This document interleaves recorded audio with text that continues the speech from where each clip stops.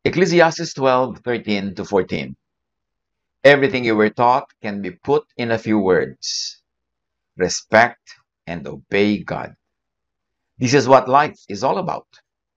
God will judge everything we do, even what is done in secret, whether good or bad. Ang pag-aaral natin ngayon, pinamagatan nating laws to obey para sumaya. Respect and obey God. God's law, which first and foremost means God's moral law. As stated, interpreted, and applied by human religious teachers, institutions, religious corporations. Siyempre, wala namang religion agad nung una, walang organized religion, walang mga nakasulat na mga do's and don'ts, pero over time na-develop yan sa Israel at sa iba't ibang mga bansa na nag-develop ng kanilang mga religious institutions.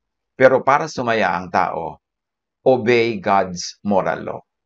Kasi yan yung mga laws na paglimi-limi, na pag-isip-isip, na interpret, na internalize ng mga generations of people. Na fine-tune nila kung paano nila i-adapt sa buhay nila ang godliness, ang paniniwala nila, at alam na nila na ang pagsunod sa ganito mga alituntunin ang daan para sa maaliwalas na pamumuhay. But we should also take note, maraming teachers or prophets or priests, maraming teachings, prophecies, and priesthoods ay ayaw at actually rejected by God.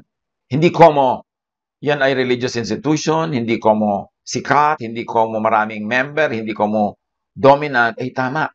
At hindi lahat ng manggagaling ng mga katuruan mula sa any religious institution ay godly. Tulad halimbawa sa Isaiah 44:25, it says that God foils the signs of false prophets and makes fools of diviners, overthrows the learning of the wise, and turns it into nonsense. So kita natin dito na sinasalungat ng Diyos ang gawain maging ng mga ilang religious leaders and teachers and institutions. Jeremiah 14:15, therefore this is what the Lord says about the prophets who are prophesying in my name. I did not send them. Those same prophets will perish by sword and famine. Nakita natin ang mga malilinaw na pangungusap ng Diyos tungkol sa mga nagsasabing sila ay mga propeta. At maraming katuruan na sinasabi nila, yun ang turo ng Diyos. Sabi ng Diyos, I did not send them.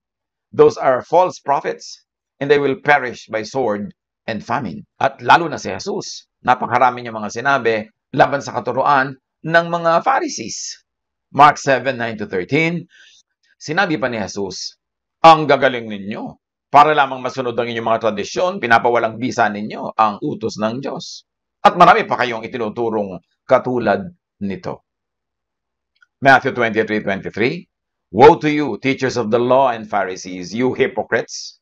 You give a tenth of your spices, mint, dill, and cumin, but you have neglected the more important matters of the law, justice, mercy, and faithfulness.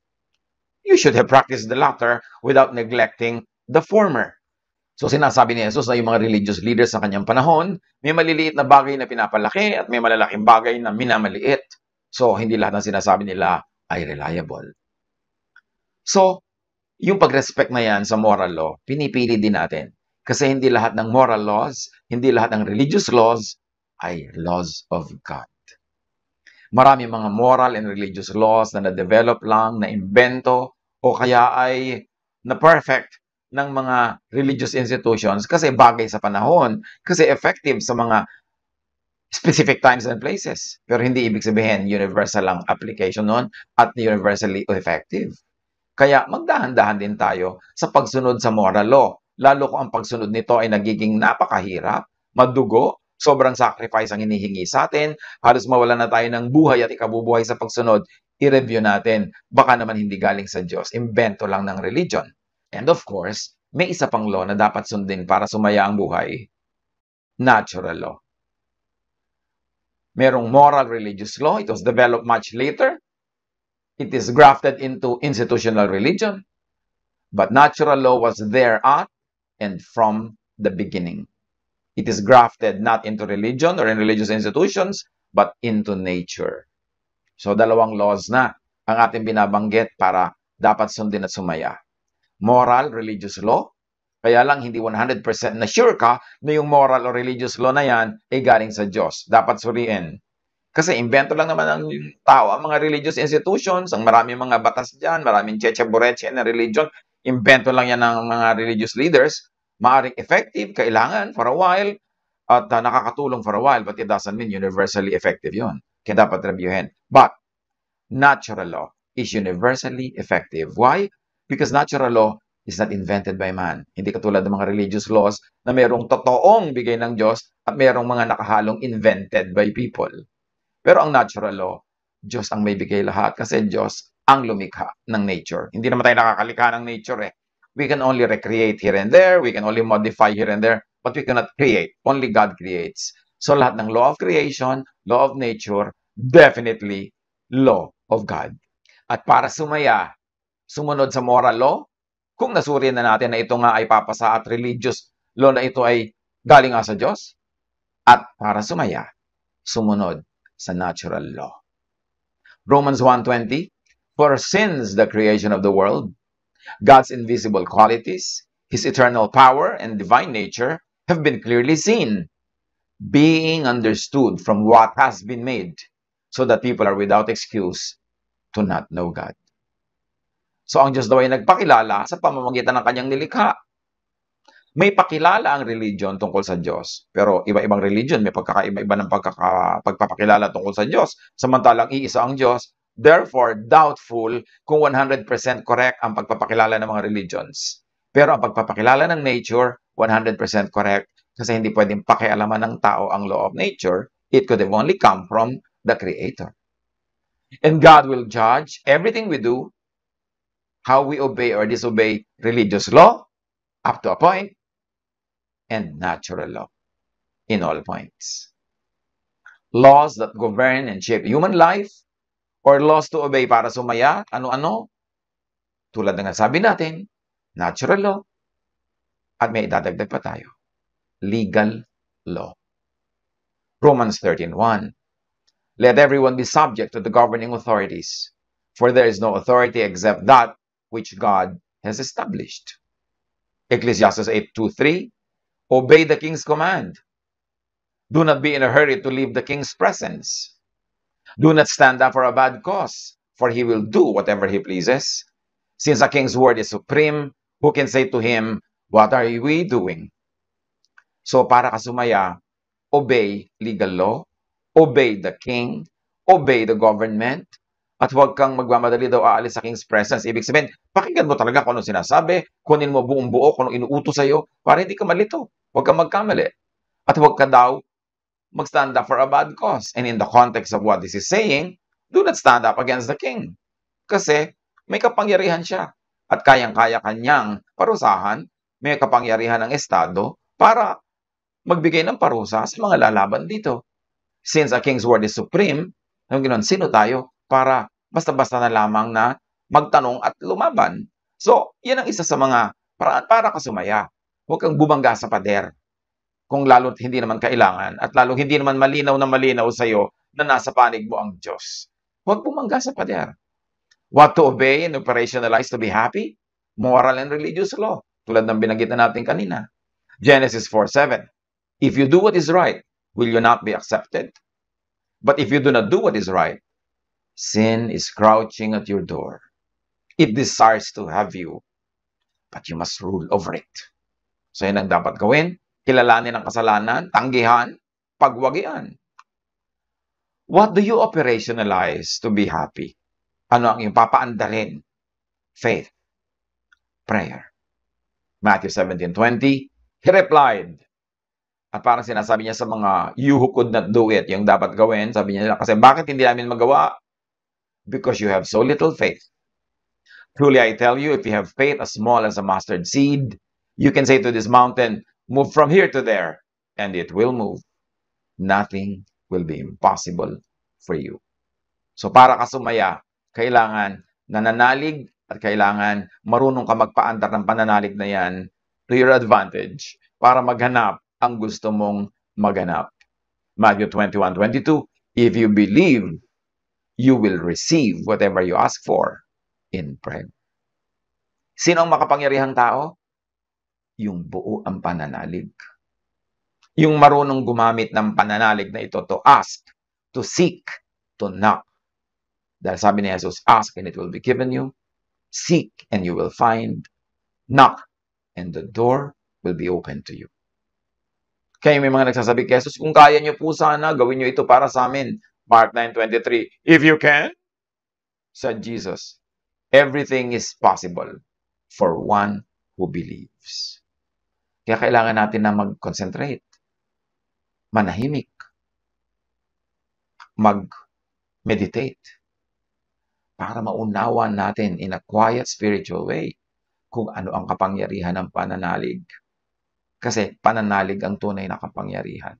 Hindi armas, hindi kayamanan, pananalig. Because faith can move mountains. What do you obey? Operationalize and accept to be happy. At ngayon meron ng accept.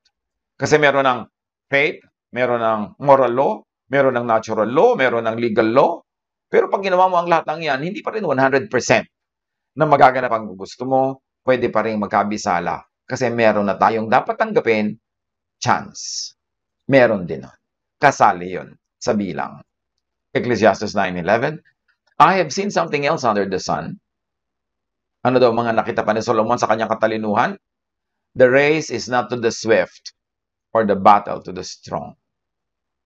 Nor does food come to the wise, or wealth to the brilliant, or favor to the learned. But time and chance happen to them all.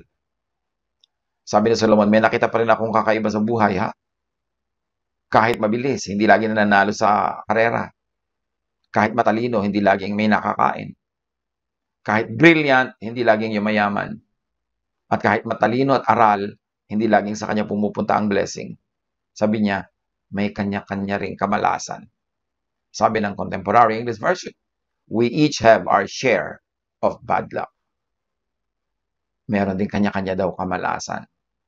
So pag ginawa mo ang lahat, sinusunod mo ang moral law, pero meron nga tayong warning, hindi lahat ng moral and religious law are from God. So mamili ka rin. Pag sinunod mo ang legal law, natural law, pinaandar mo ang faith, magbigay ka rin ng space for chance. Para kung nabigo, kung hindi nagtagumpay, hindi ka nagtataka, hindi ka nawawala ng gana o nawawala ng pananalig, ilagay mo sa kwarto niya. O ito chance ito, o ito malas, o inilagay ko dyan. Tapos, hindi ka lito kasi pwede rin yung mangyari. Proverbs 11:24, one person gives freely, yet gains even more. Another withholds unduly, but comes to poverty. Mga ironies ng buhay. Meron daw taong bigay ng bigay, at habang bigay ng bigay, lalo namang yumayaman, lalong nagkakaroon, hindi nauubos, napapalitan, mas marami pang kapalit. Pero meron naman daw tipid ng tipid, wise ng wise, merong ipit ng ipit, pero ang kinakawian niya rin, karukhaan, kahirapan. Hindi guaranteed na pagbigay ka ng bigay, mauubos. Hindi rin guaranteed na pa ang kunat-kunat mo at ang tipid-tipid, hindi ka mauubusan. Time and chance happens to all. Pero syempre, huwag tayong umasa sa time and chance. Yung time and chance, fallback lang natin yan.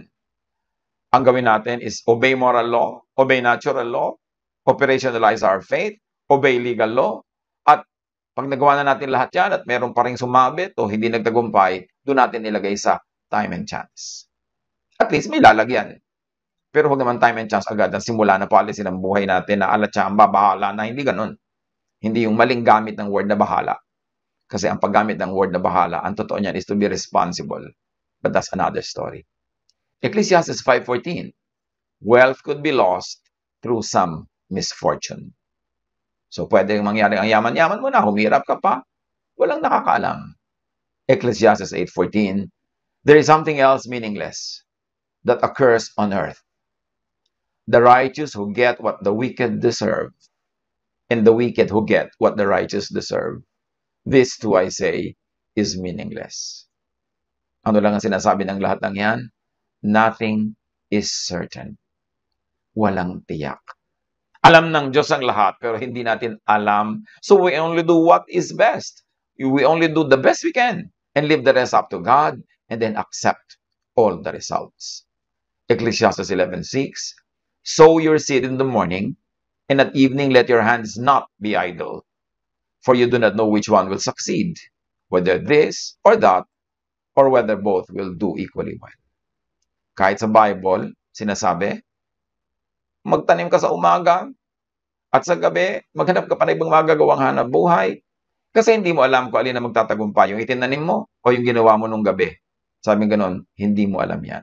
O baka naman pareho magtagumpay, o parehong mabigo, o yung isa mabigo, isa magtagumpay. Pero ang dapat, gawin mo kung ano yung kaya mo, the best you can, leave the rest to God, then accept whatever results happen.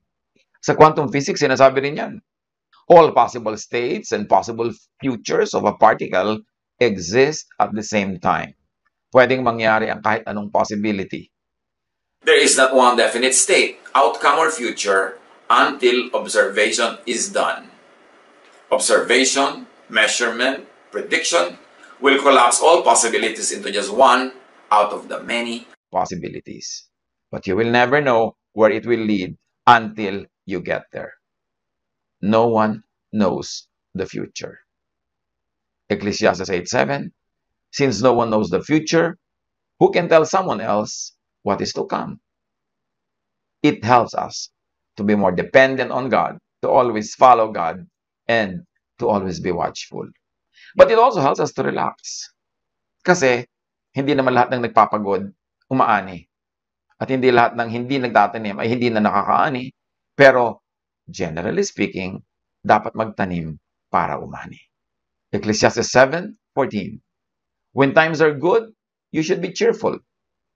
When times are bad, think about what it means.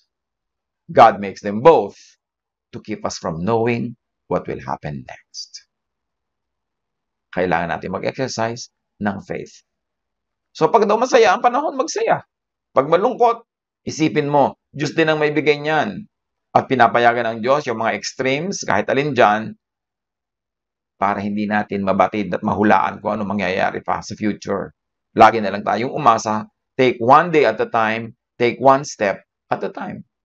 Matthew 24:36, tungkol daw sa kung kailan magaganap ang magaganap, sabi ni Jesus, but about the day or hour, no one knows, not even the angels in heaven, nor the Son, but only the Father. So you see, walang nakakaalam ng future, not even Jesus, in that specific subject, but only the Father. So leave it up to the Father. Huwag natin problemahin yung dapat Diyos lang ang may alam, para relax tayo sa buhay. Now learn from the past and forget its sorrows. Yan ang katuturan ng nakaraan. Yan ang kabuluhan at yan ang gamit ng nakaraan. Matuto tayo sa nakaraan, pero limutin na natin ang mga lungkot ng nakaraan. Huwag nang paulit-ulitin pa. Ang ulitin lang yung learning. Huwag na yung mga negative feelings. Philippians 3:13, brothers and sisters, I do not consider myself yet to have taken hold of it.